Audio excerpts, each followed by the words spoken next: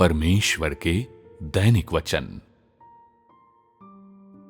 केवल परमेश्वर, जिसके पास सृष्टिकर्ता की पहचान है, ही अद्वितीय अधिकार रखता है।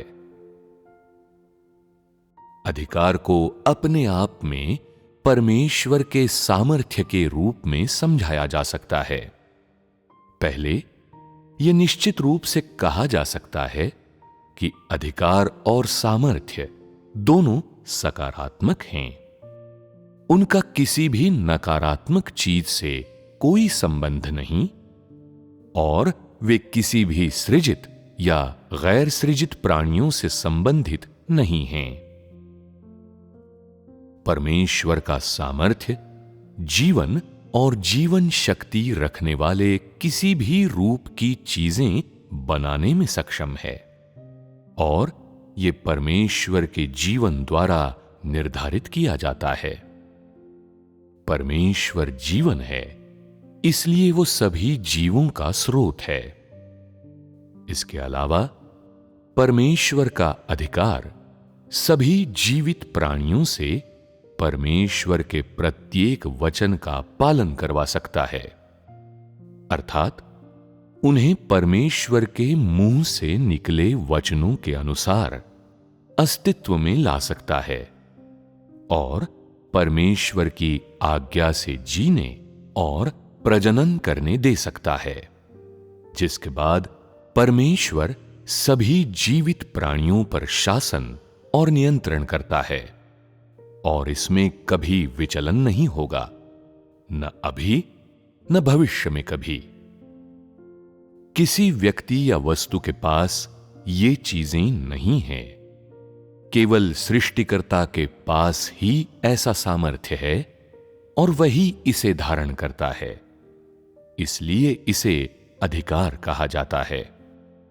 ये सृष्टिकर्ता की अद्वितीयता है, इसलिए चाहे वो अधिकार शब्द हो या उस अधिकार का सार, दोनों केवल सृष्टिकर्ता के साथ जोड़े जा सकते हैं, क्योंकि ये सृष्टिकर्ता की अद्वितीय पहचान और सार के प्रतीक हैं और सृष्टिकर्ता की पहचान और हैसियत दर्शाते हैं। सृष्टिकर्ता के अलावा किसी व्यक्ति या चीज को अधिकार शब्द के साथ नहीं जोड़ा जा सकता।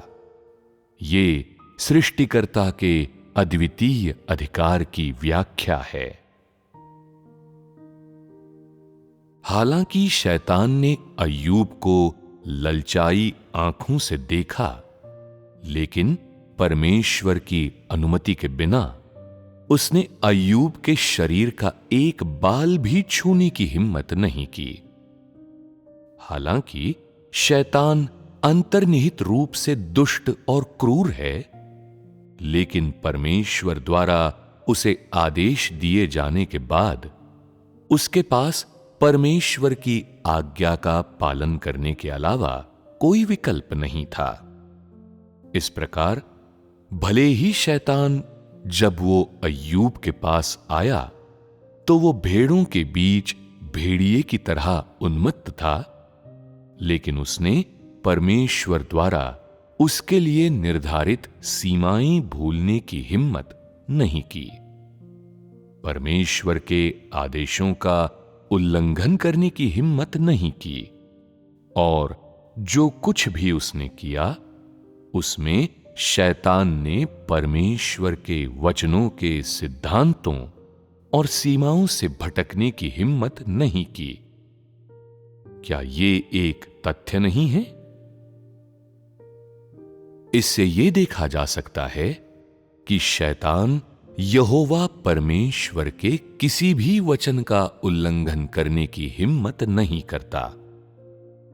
शैतान के लिए परमेश्वर के मुख से निकला प्रत्येक वचन एक आदेश और एक स्वर्गिक व्यवस्था है, परमेश्वर के अधिकार की अभिव्यक्ति है, क्योंकि परमेश्वर के प्रत्येक वचन के पीछे परमेश्वर के आदेशों का उल्लंघन करने वालों और स्वर्गिक व्यवस्थाओं की अवज्ञा और विरोध करने वालों के लिए परमेश्वर की सजा निहित है।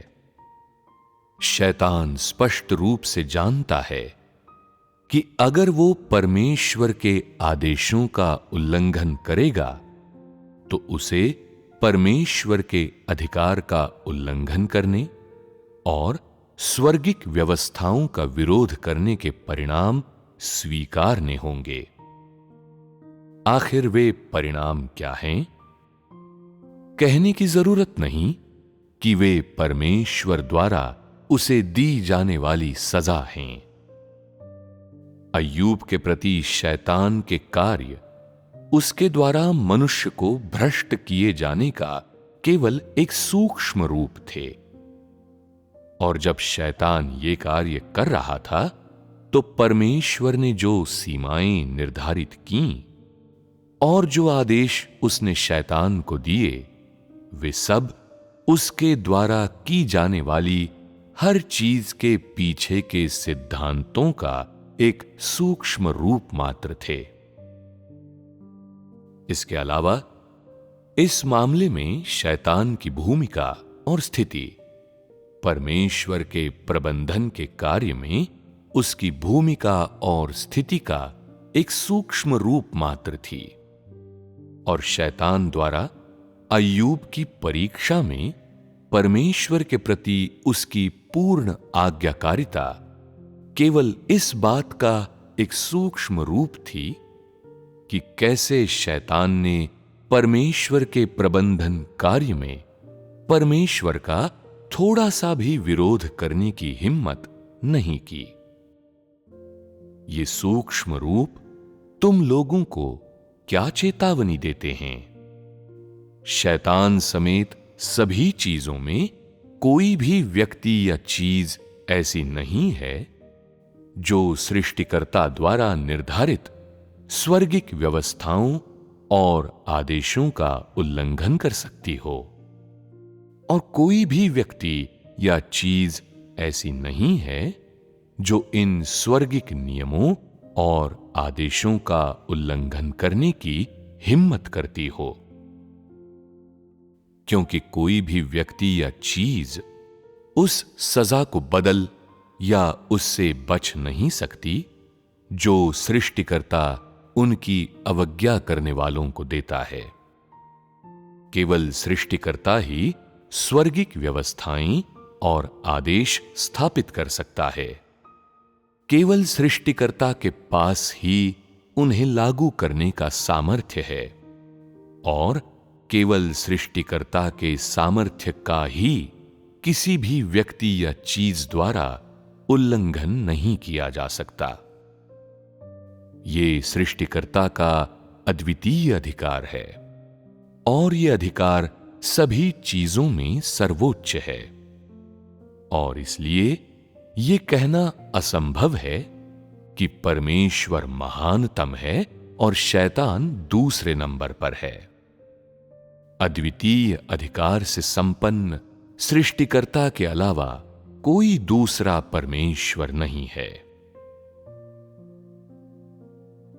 क्या तुम लोगों को अब परमेश्वर के अधिकार का नया ज्ञान है? पहले क्या अभी अभी उल्लिखित परमेश्वर के अधिकार और मनुष्य के सामर्थ्य के बीच कोई अंतर है? क्या अंतर है? कुछ लोगों का कहना है कि दोनों में कोई तुलना नहीं है। ये सही है। हालांकि लोग कहते हैं कि दोनों के बीच कोई तुलना नहीं है, लेकिन मनुष्य के विचारों और धारणाओं में मनुष्य का सामर्थ्य अक्सर अधिकार के साथ भ्रमित किया जाता है और दोनों की अक्सर साथ साथ तुलना की जाती है। यहां क्या हो रहा है? क्या लोग अनजाने में एक को दूसरे के साथ प्रतिस्थापित करने की गलती नहीं कर रहे? ये दोनों असंबद्ध हैं और इनके बीच कोई तुलना नहीं है, फिर भी लोग बाज नहीं आते। इसका समाधान कैसे किया जाना चाहिए? अगर तुम वास्तव में समाधान खोजना चाहते हो तो एकमात्र तरीका परमेश्वर के अद्वितीय अधिकार को समझना और जानना है। सृष्टिकर्ता के अधिकार को समझने और जानने के बाद तुम मनुष्य के सामर्थ्य और परमेश्वर के अधिकार का एक साथ उल्लेख नहीं करोगे। मनुष्य के सामर्थ्य से क्या तात्पर्य है? सीधे तौर पर कहीं तो ये एक क्षमता या कौशल है जो मनुष्य के भ्रष्ट स्वभाव, इच्छाओं और महत्वाकांक्षाओं को अधिकतम सीमा तक फैलने या पूरा होने में सक्षम बनाता है। क्या इसे अधिकार माना जा सकता है? मनुष्य की महत्वाकांक्षाएं और इच्छाएं चाहे जितनी भी बड़ी या आकर्षक हों, यह नहीं कहा जा सकता कि उस व्यक्ति के पास अधिकार है। ज्यादा से ज्यादा ये घमंड और सफलता मनुष्यों के बीच शैतान के मसखरेपन का एक प्रदर्शन मात्र है। ज्यादा से ज्यादा ये एक प्रहसन है जिसमें शैतान परमेश्वर होने की अपनी महत्वाकांक्षा पूरी करने के लिए खुद को अपना ही पूर्वज बना लेता है।